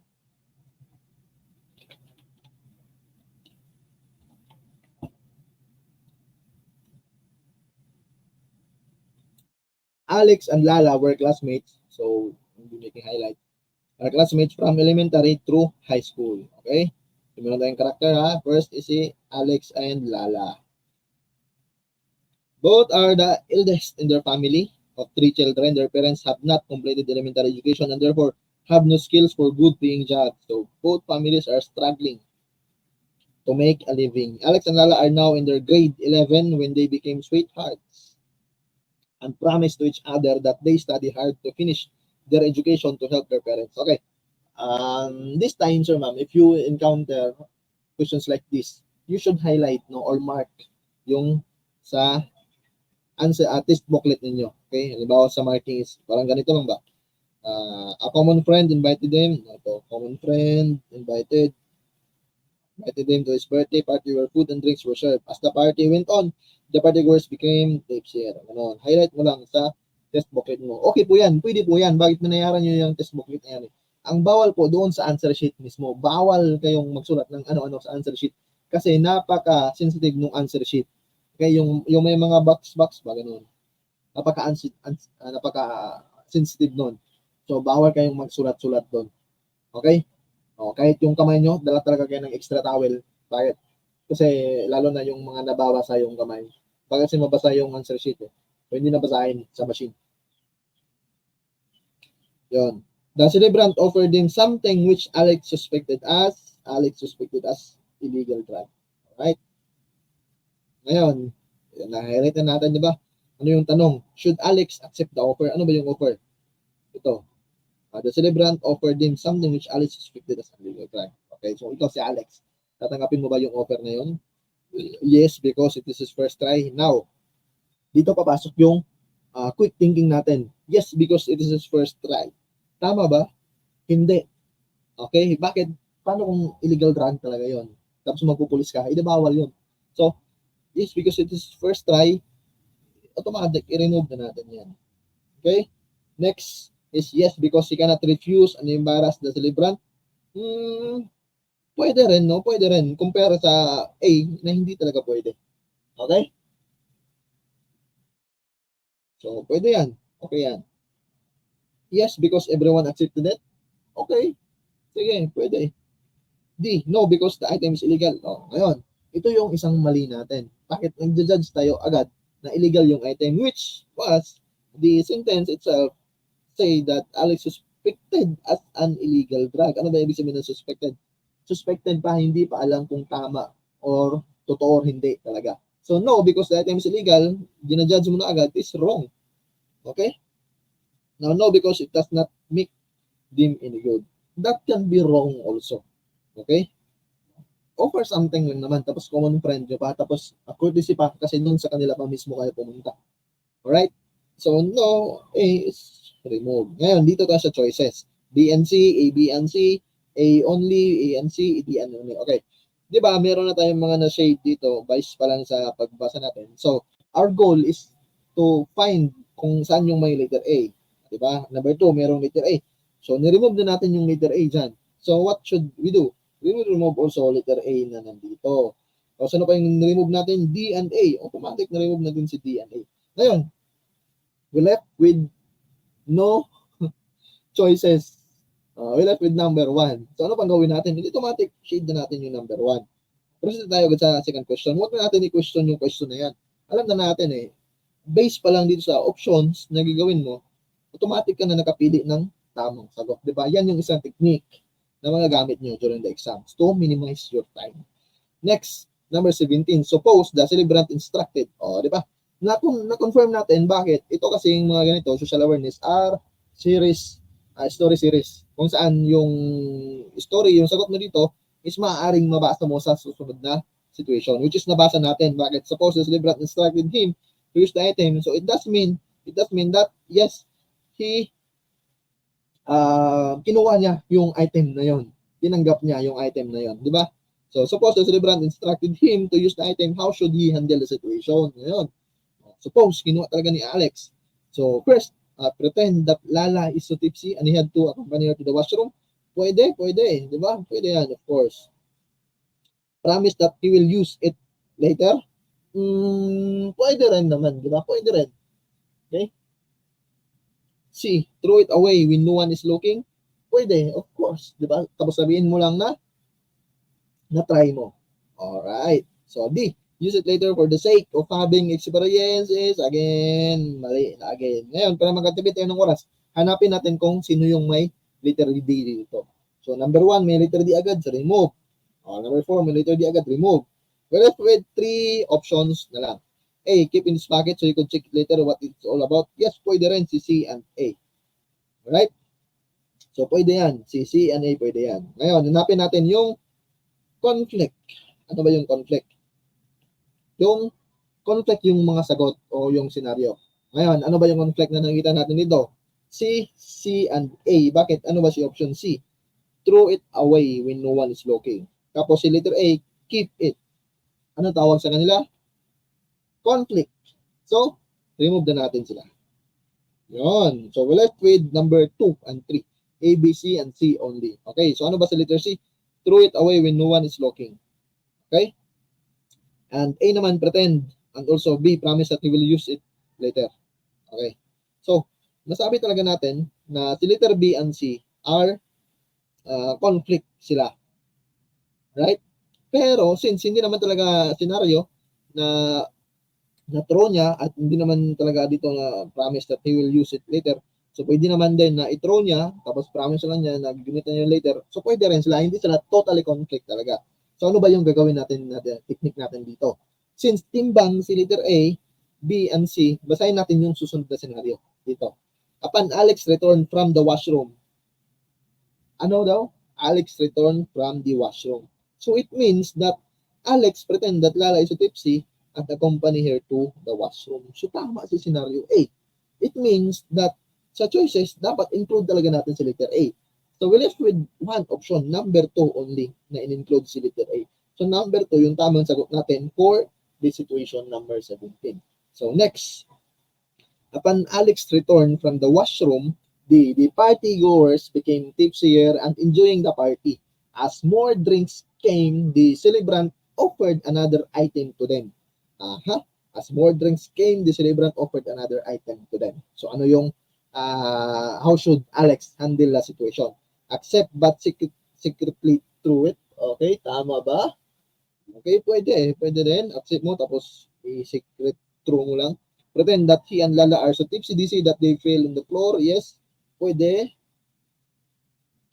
C, accept but keep it inside his pocket. Again, may nakita na tayong conflict, di ba? A and C are conflict na. Meron bang A and C dito? A and C magkasama? Meron, number 1. Conflict na yan. Number 18, remove na natin yan. Sino pa? A and C. Number 3, remove na. So, left tayo with tatlo lang. D and A, B and D, 4 and D. So, hanapin natin yung ano yung mga mali dito. They reject because he is so tipsy with severe headache. Okay, so reject. Tapos yung mga accept is mali na. So, may conflict pa again dito. D and B. Pretend that he and Lala are so tipsy. D, C, they fell on the floor. Tapos D naman, reject. Pwede rin, di ba? Because pretend, same as reject. So, pwede si B and D. Okay? D and A, reject. So, the celebrant could offer it to other partygoers is okay then. Okay, now number 4. Reject because he is so tipsy with severe headache. So, ano ba yung tamang sagot natin nito? B and D, D and A, or D only? Okay. Ngayon, dito papasok yung intrinsic thinking natin. Ano ba? From right to wrong. Okay. So, if we will understand the option A, reject. So, the celebrant could offer it to other partygoers. Balikan natin yung scenario kanina na from the very first place, you suspected the item as an illegal drug. Kung mabait kang tao, bakit mo naman i-reject tapos gusto mo na mapunta doon sa ibang tao? So it means hindi mo iniisip ko lang yung sarili mo. You are not thinking about the good and welfare of the other people surrounding you. Okay? So may ano ka dyan, may butas ka dyan. It means hindi ka talaga totally mabait, nagpapakunwari ka lang.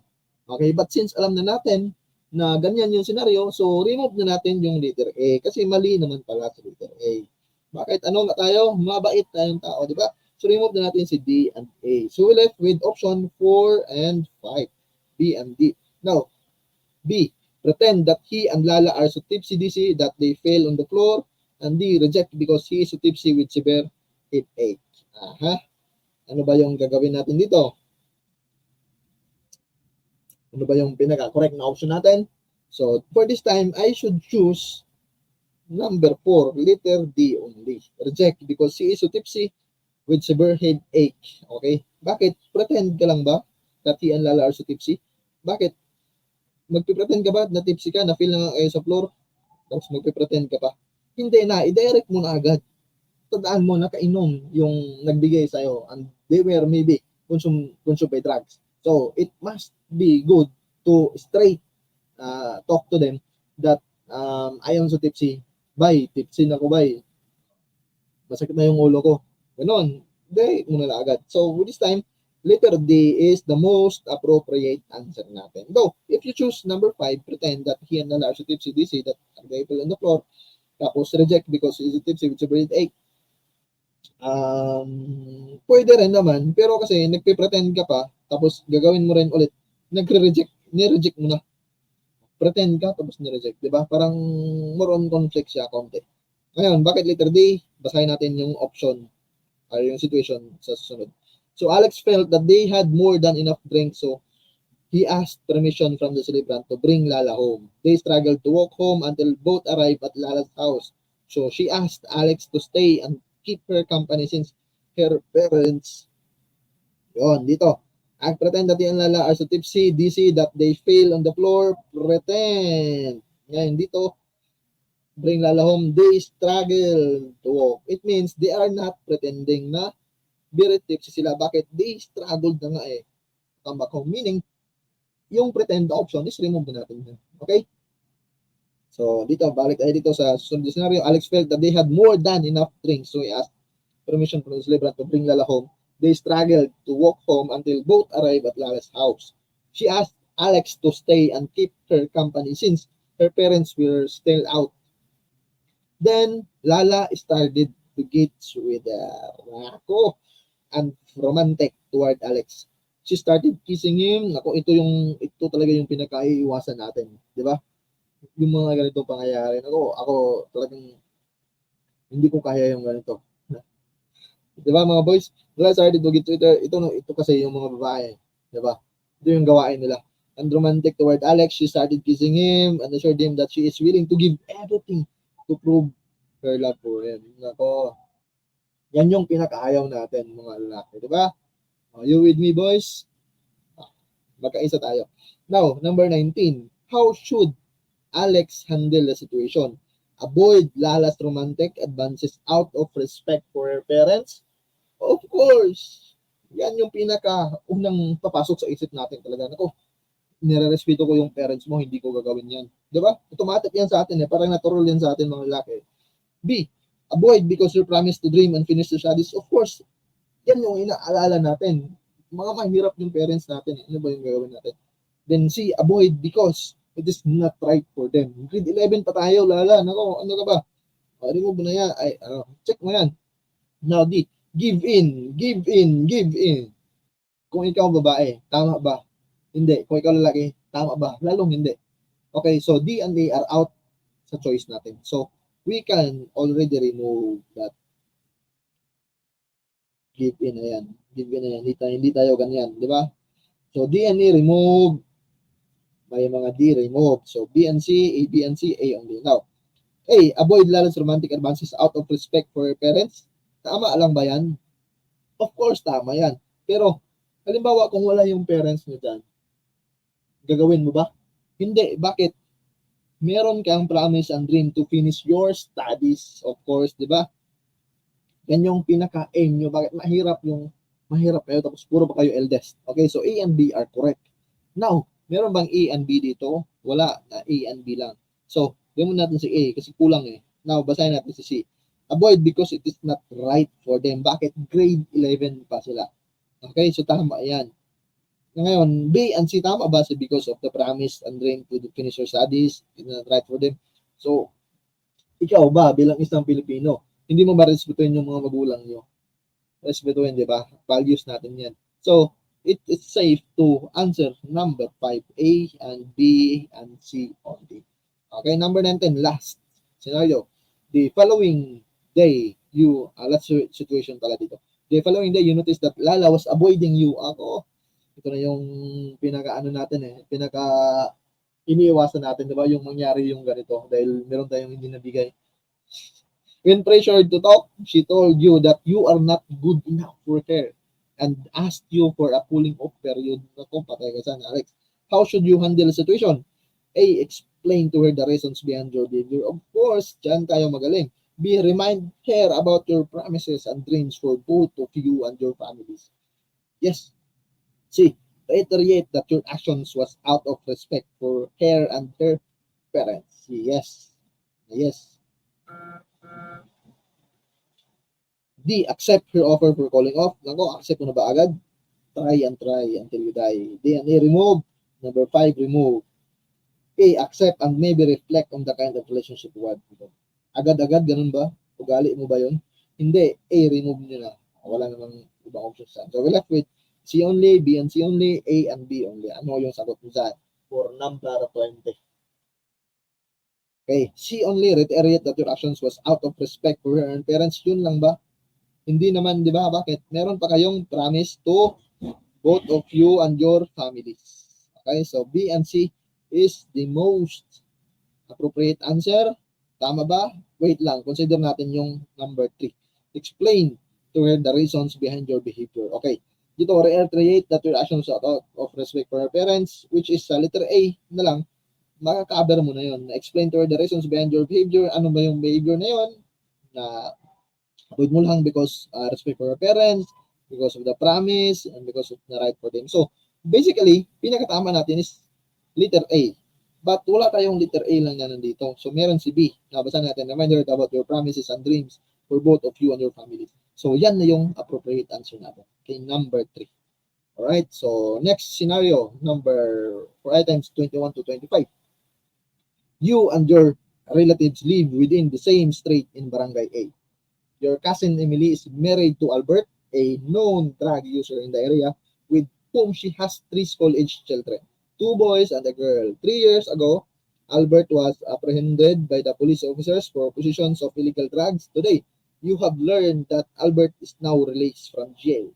Everything in the neighborhood seems quiet with no violations of any ordinance or regulations. However, just a few days Albert's release, you observe that some unknown persons frequently visiting Albert's house and stay for a while and leave. One night, your son's bicycle parked just outside your house was stolen. You suspected that people frequenting Albert's house must have taken it. Suspected, okay? Take note of that.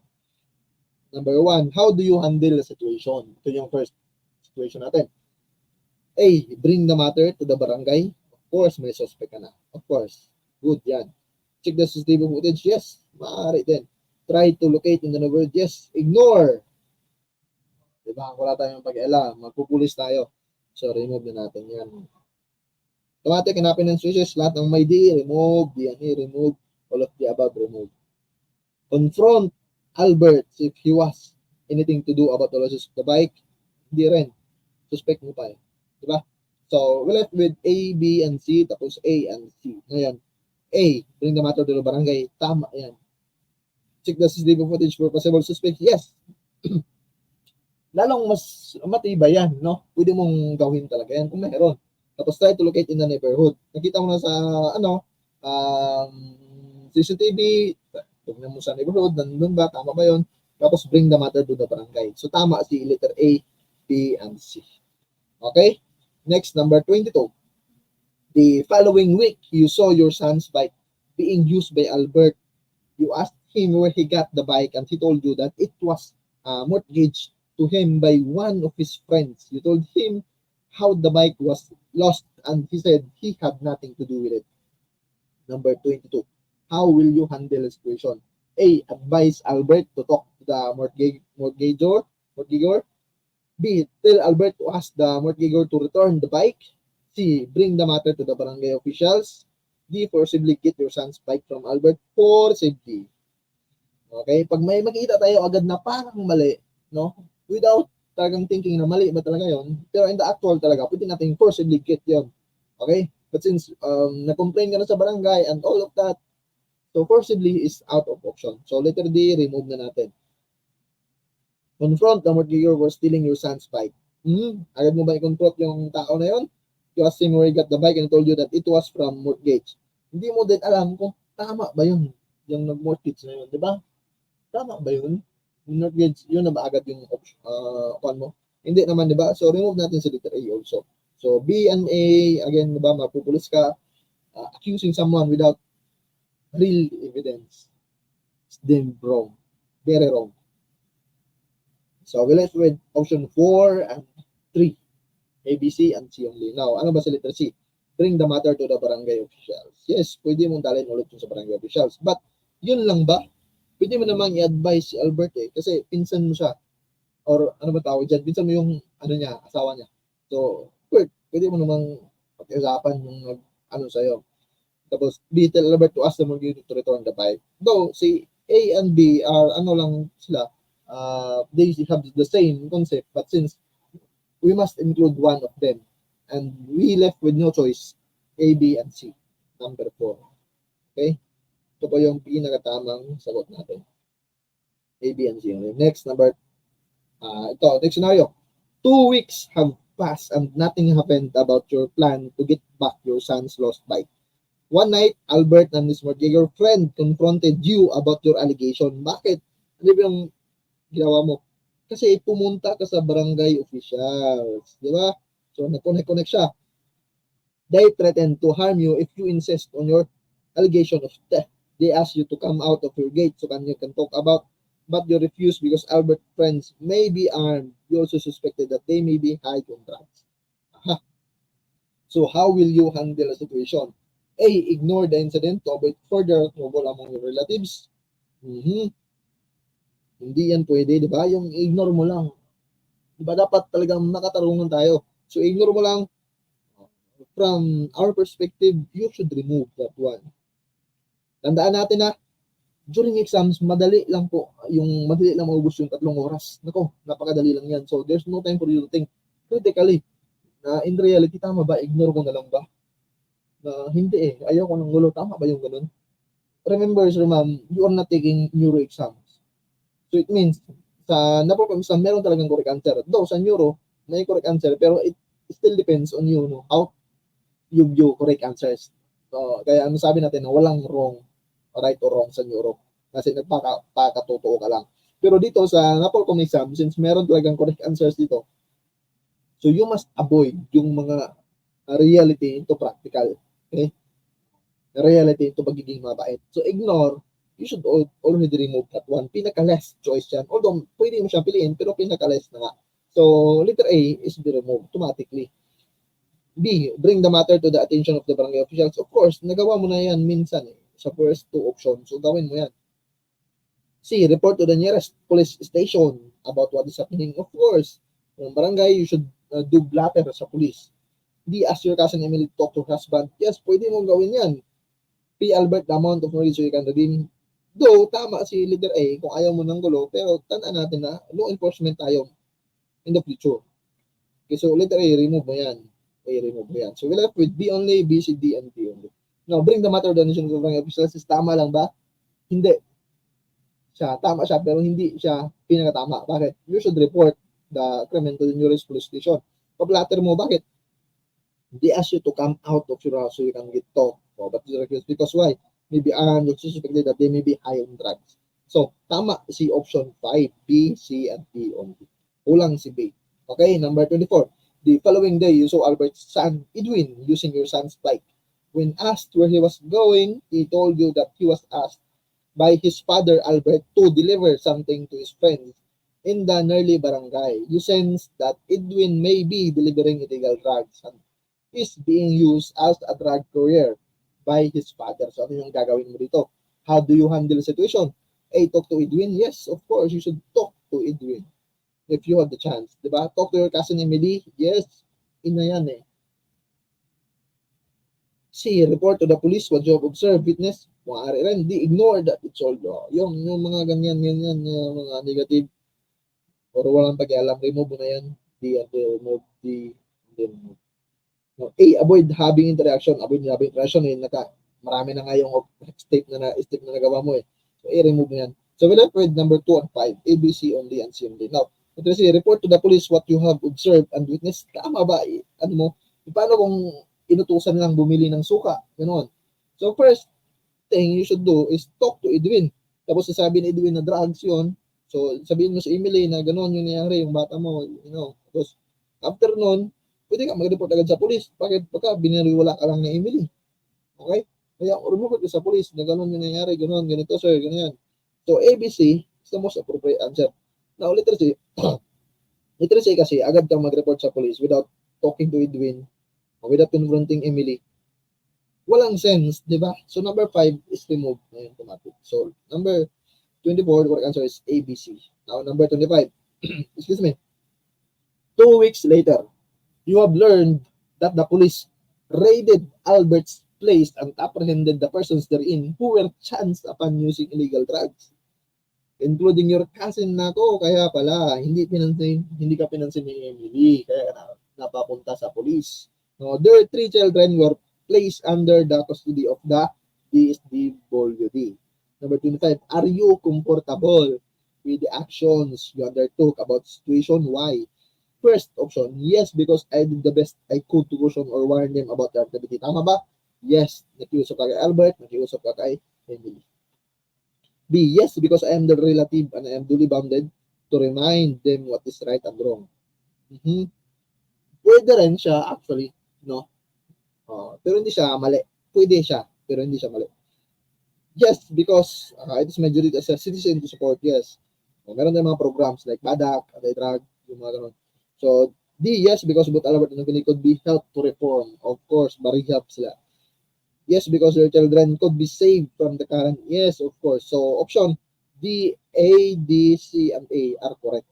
But since wala tayong option na A, C, D, and E lang, we must choose number 5. All of the above. Kasi pwede naman talaga si letter B. Next, 26 to 30. Ito last scenario natin to. 1 year after pandemic, you are finally offered a job which you gladly accepted because you need to earn to help your family. Your parents used to earn a living from street vendors, but when the pandemic came, life became so extremely difficult. You realize that you have no savings or extra money for an emergency, and it's truly difficult for a family of 5, including you. Your new job initially offered you minimum wage. You believe that it is good enough, so you readily accepted it. Okay, good enough. Next question. What, with your first pay, how do you prioritize your money?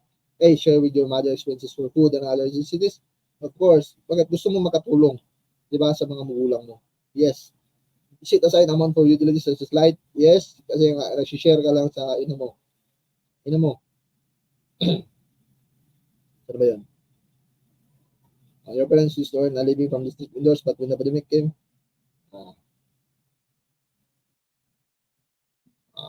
alternative goal from family to 5, including you, your new job. Yun, mahirap na sila. Naisip mo yun. C, allocate certain amount for savings. Of course, pinakatama yan. Goal niya kasi wala silang savings. D, buy the t-shirt that you have wanted. Nako, prioritize. Buy, wrong. Automatic, may D, remove. Gawa na lang. A, B, C, and A, B. A, wala automatic si A kasi wala na sa option. So A, share with your mother's expense for food and other necessities. Of course, street vendor lang yung ina mo. Diba yung ina mo, street vendor lang. B, set aside amount for utilities such as light, water, and rent. Yes. Locate, yes. So A, B, C. Correct answer natin for number 26.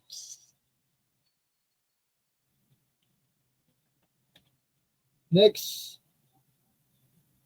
After your 5th month at work, the company offered you regularization with salary adjustment. Your family was so proud and happy that they started asking for some items that they had wanted for themselves, such as new clothes and new gadgets.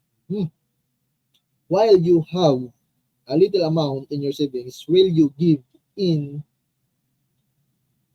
to your family members' request? No, because we need to be prudent in spending to save more. Of course. Diba? Ano nga naranasan mo nga? Grabe yung hirap na dinanasan mo. B, no, because it's just my first salary adjustment and it is not good this project. Tama rin. No, because we have to stack on our basic needs. Yes? Yes, because we need to celebrate our basics. Though, correct naman, we need to celebrate our basics. But, new gadgets ba naman yan? New clothes ba yan? Dapat you should celebrate by praying, by buying foods, ganun siguro. So, letter D, tama siya, pero napakalayo niya sa pinakatama. So, letter D, remove. Number 2, 5, and 3 na lang. Yes, because it's my way of thinking them for your support through the years. New gadgets, it means also, if you think logically, meron silang gadget. Bakit? They want to buy new gadget. So, as long as pwede pa naman magamit yun, and it is, since this is your first salary adjustment, yun, so you can reconsider that thing. No? So, letter A, we could also remove that one. Now, we're left with A, B, C, and A and C only. Ano ba yung sagot natin dito na pinakamatimbang na sagot natin? A and C only. Tingnan natin. No, because we need to be prudent to spending to save more. And C, no, because we have to stock on our basic needs. So, hanggang ganun lang ba? Paano kung pang 10 salary adjustment mo na? Yun pa rin ba yung gagawin mo? Of course, you should include letter B. No, because it's just my first salary adjustment and it is not good to support it. First salary mo pa. So, it does mean also that on the second or third adjustment, you maybe give what they want. So, letter A, B, and C is the most appropriate answer. Okay, number 28. In your second year of work, things became bitter. Your siblings are now both in school while your parents continued to sell on the sidewalk. Though sometimes they are apprehended by the police as illegal vendors. One day, your mother's sister and her husband arrive asking your family for financial help because she has to undergo dialysis twice a week. Your mother appealed to you to help her only sisters. Now, how will you handle the situation? Help them secure assistance from the one-stop malasakit center of the government? Of course, related ba? Of course, related. Bakit? Undergo dialysis. Okay? Tama yan. Now, work on their health papers so she would be entitled to other support? Yes, tama yan. C, provide only what you can afford such as free food while they are with you? Yes, tama yan. Share with your family savings so they will have something to spend after all you have a steady job. Ano nga yung pinaka-goal mo? Bakit mo naisip talagang magtrabaho? Because wala kang enough savings. Okay? So, letter D, tama siya, pero pinaka-less, tama. So, should remove dyan. A, support them financially the best you could out of respect for your mother. Tama ba? Ano ba? Balikan mo yung pinaka-goal mo in the first scenario. Ano ba yung sinabi mo? Naranasan mo talaga yung grabing hirap ng buhay. No? Family, ilan kayo? 5. Okay, so support them financially. Pwede yan. Pwede din actually si support them financially. Pero we must include letter A, help them secure assistance from the one-stop malasakit center. Okay, in reality, alam natin ano yung malasakit center, diba? Very helpful yun. Okay, so we might consider including letter A, but also improve the letter A, apple. Okay, meron ba dito? Wala. All of the above lang meron. Pero letter D, hindi rin pwede. Remove din natin yan. So, wala tayo sa choices niyan. C, D, E, and A. Remove na nga natin yung letter D. Diba? So, A and B, tapos A, B, and C. So, ano yung pinakamainam na dapat natin gawin dito? Of course, first, A, help mo sila sa one-stop malasakit center, tapos yung papers nila, and provide only what you can afford. Diba? What you can afford. Okay? So, tama na yan. Number 28, A, B, and C, yung pinaka-correct and appropriate answer natin. Number 28. Alright? So, number 29. Tubig lang muna tayo since malapit na tayong matapos dito.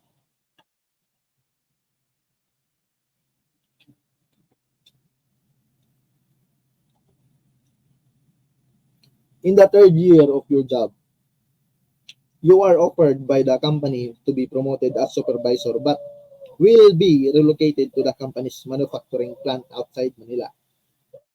You will be provided free living quarters and meals while at work. The salary adjustment, wait now.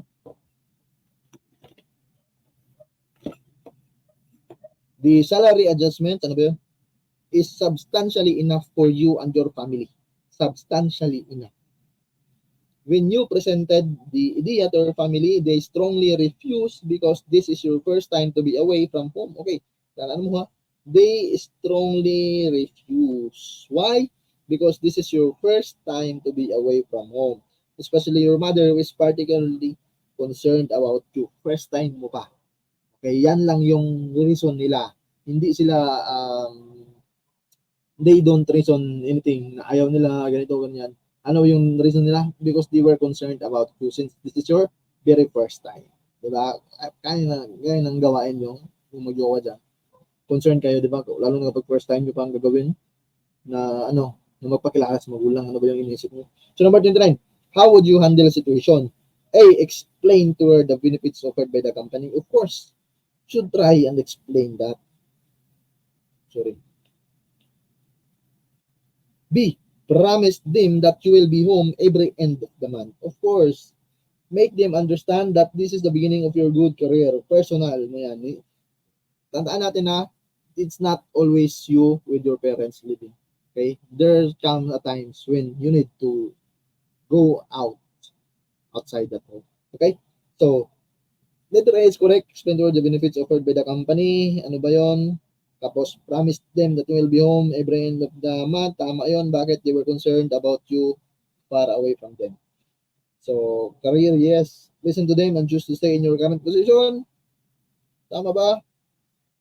Hindi. Diba? Remove mo yan. Ask your company for a delay in the promotion. Aha. Ikaw pa? Ikaw pa nag-demand talaga. Sinabi dito, offered by the company to be promoted to supervisor but will be relocated to the company. Wala naman sinabi na gano'n. No? Pero, tama ba yan? Ikaw ba yung nasa posisyon na mag-demand?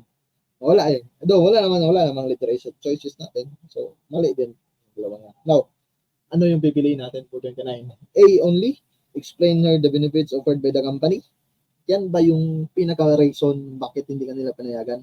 Hindi, di ba? Ano yung reason? Concerned sila dahil malayo ka. So, A and B should be include. Now, saan ba dito may A and B? Letter 5. Letter 5. Number 5 lang. So, yan yung correct answer natin. Number 5 only. A, B, and C only. Next, last question. Your company's offer is take it or leave it. O, di ba? Tama yung kanina. Nag-demand ka, delay. No offers to take it or leave it. How do you handle the situation? Accept it because it is a real opportunity. Of course. B, accept despite the disapproval of your parents. Wala ba yun? Pwede rin. So, of course, di ba? Sarili mo yan eh. Accept because you believe it is a good career movement for you. Of course. And D, refuse out of respect for your family. Refuse. Bawang yan. Mga negatibong tanong, negative emotions. Refuse because they are one-time offer. So, A, B, C. Remove natin yung mga pwedeng i-remove. We're left with A and B. A, B, and C. Okay. Now, A. Accept because it is a real opportunity and accept despite disapproval of your parents. Okay. Dito, we should not include letter B. Okay, accept mo despite disapproval of your parents. Though, pwede mo siyang gawin, but pinaka-laser talaga. Laser sa tama, di ba? Meron tayong ranking of what is right from wrong or what is right from right. Meron tayong ranking, ano ba yung pinaka-right at ano ba yung least right. You get ba? Feel me? Okay? But since letter B should be included in every option, so we will considering that one. So, letter B and A, accept because it is a real opportunity. Accept mo ba dahil totoong opportunity yan? Tama lang ba? Yes, tama. Pero ano ba si C? Accept because you believe this is a good career movement for you. A real opportunity for your family. For you, sarili mo, family mo. Saan ba yung mas matimbang? A, B, and C. Okay? Yan yung correct option natin for number 13. Okay. So, that's the end of our general information. I'm